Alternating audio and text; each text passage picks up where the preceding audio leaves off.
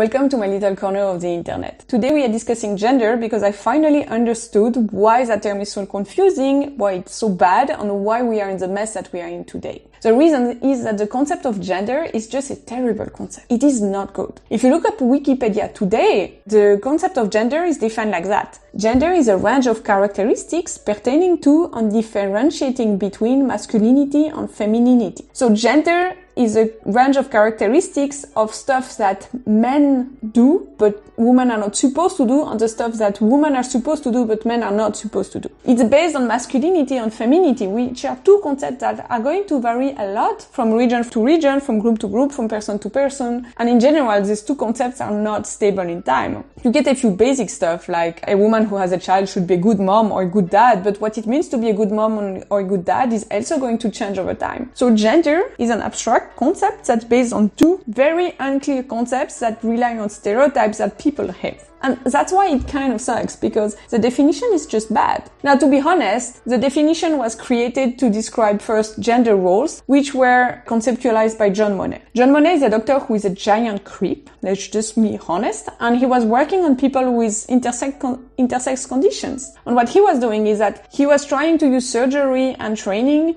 to fix people and to make them fit into one category. And he also enjoyed the opportunity to take little boys who had problems with their genital organs and try to raise them as little girls to see if it would work better. It did not, and they suffered horribly their whole life because of what happened to them. But the guy was very influential. He took the term gender that was only used for grammar and put it as the thing that is defining what women do and what men do. And he based it on the notion of gender roles because he was observing that people with intersex condition would do certain things and act in certain way to try to show their status as a man or as a woman. And he extended it to everybody by saying everybody is doing things to signal that they are a man or a woman. For example, I'm wearing long hair or jewelry. If I wanted to signal my status as a man, I would choose masculine jewelry or more masculine haircut. And this he coined as gender roles. But the guy is a huge creep. For example, he wrote an optimal gender policy in 1955 that recommended doing surgery as early as possible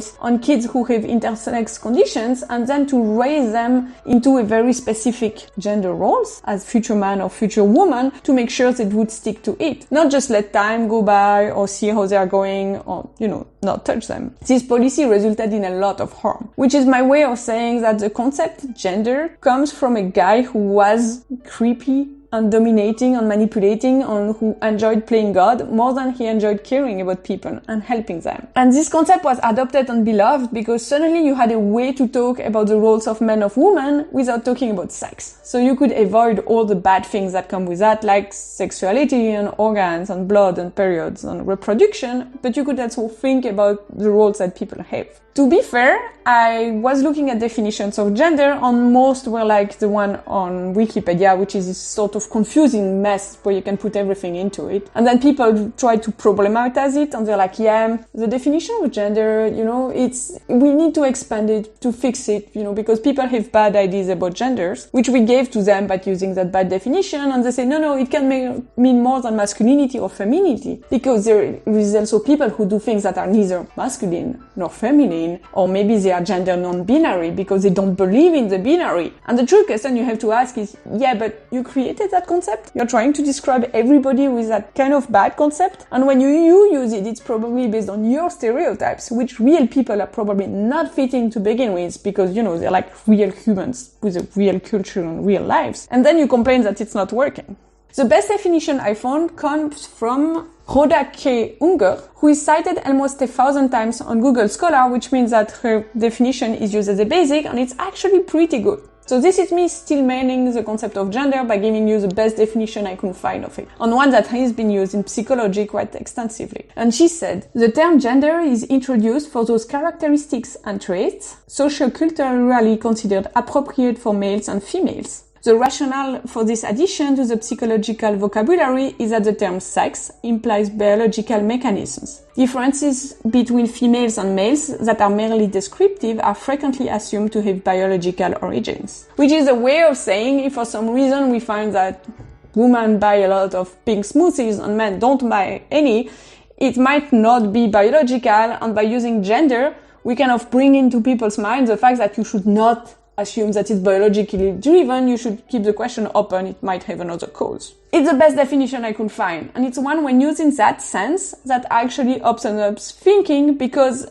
they use it properly. They say we use a term to break this mental association to help us think better. But it's not the one that's used on Wikipedia, okay? The one used on Wikipedia is based on masculinity and femininity, which keep the binary or keep the stereotypes alive in its definitions. So when you are trying to undo gender or to change gender, you are carrying around a term that's carrying around the stereotypes that you want to break. A bad strategy. Now in the 90s, as the gender studies department exploded, everybody started to do gender studies and studying genders and God knows what, Judith Butler wrote a book that got really popular called Gender Trouble. And a lot of people were problematizing gender and trying to fix it, but without changing the definitions, because for some reason, when you put the definition into the title of your department, you are kind of stuck to it. You can only do variation, like call it gender roles, gender identity, or saying there is more than 2 genders. So you kind of play around with the term, but you cannot reject it outright. And Judith Butler makes a really awful definition that makes no sense, but I'm going to read it to you so you can see what she's saying. In the article under gender, Judith Butler says, gender is the apparatus by which the production and normalization of masculine and feminine take place along with the interstitial forms of hormonal, chromosomal, psychic and performative that gender assumes. I'm going to repeat the sentence, but the second half means nothing. She talks about interstitial forms, which is a term that I only found in a couple scholarly paper about crystalline structures. You know, that's to tell you that it's really not used in any way anywhere else. And then she talks about the interstitial forms of hormonal. It's like there is no space between an adjective and anything else. It's just an adjective. And the interstitial form of chromosomal also doesn't make any sense. I doubt that gender is present in the little holes between chromosomes, for example, you know, because that would be an intercyst, and the intercyst between chromosomes is a little gap that may have some stuff or not, but you know, potentially there is a little space in between. But the first half of the definition is as follows. Gender is the apparatus by which the production and normalization of masculine and feminine take place. It's an apparatus. And she shifts from the definition that gender is a norm to the idea that gender is this apparatus that's creating our feminine and masculine roles in society.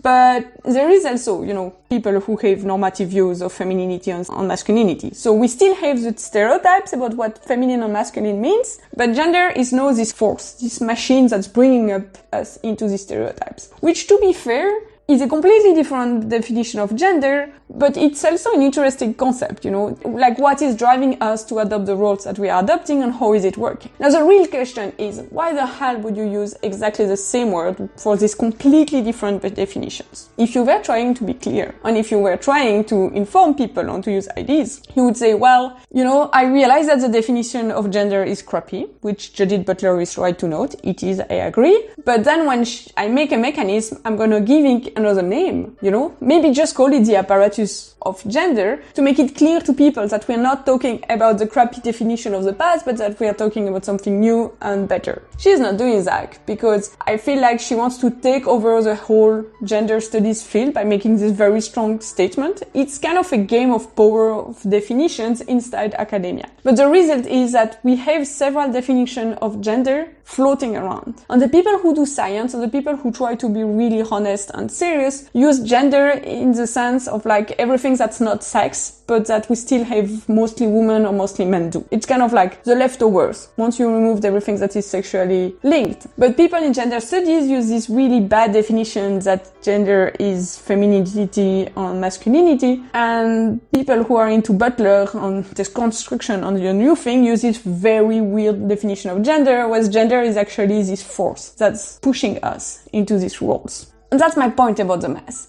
It's a thing I realized when I was reading Christine Delphi, because she uses woman in the sense of something completely socially constructed and decided by people. And it makes it very hard to follow her argument because she's talking about people who talk about women as being adult human females, while she's using this totally different definition. And it would be so much easier if she used a slightly different word or maybe put an adjective in front of woman. So we would be reminded systematically clear of the difference, which is why Rhoda K. Unger is doing for psychology. She's saying we use a different word to make us aware of the difference and make sure we don't get into old habits that we want to fight. And that's where we are at today. It's even increased because people in academia are fighting for legitimacy in the field. From what I observed, when women's studies started, they started with really good intent. But the people who were hired didn't have much experience. The field is young. There is no real tradition of thought, except maybe from Simone de Beauvoir, but it did not take in the US because she's into existentialism and they don't do that kind of stuff.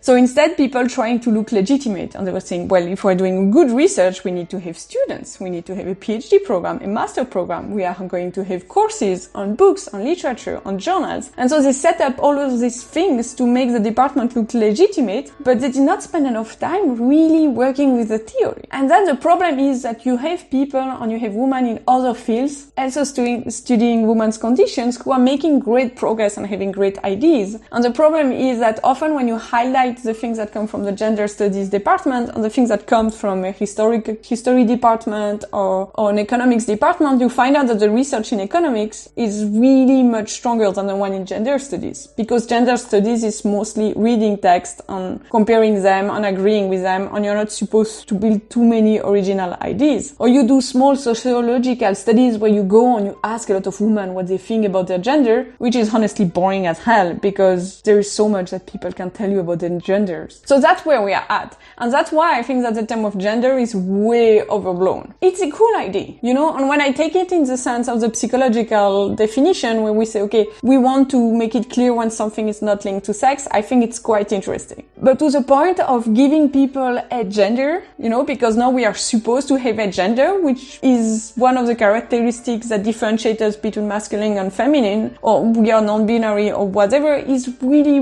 weird transition between this descriptive decision and this identity and this description of part of what we do, or this machine that's pushing us into specific roles, like Judith Butler describing, and it's like our actions making our gender, you know, so if we just stop moving, we stop having gender. It's not going that much further. And it's really drawing us into weird consideration about identity, because people are then asking themselves, what's my gender? And almost everybody is reaching to the conclusion that they are not really doing all of femininity and they're not really doing all of masculinity, so they must be in between. And the reason they are in between is because the concept is bad. In any case, I hope you enjoyed these videos. If you had fun, please subscribe, give it a like, give me a comment. I would love to hear feedback on these ideas. And thank you so much for spending time with me.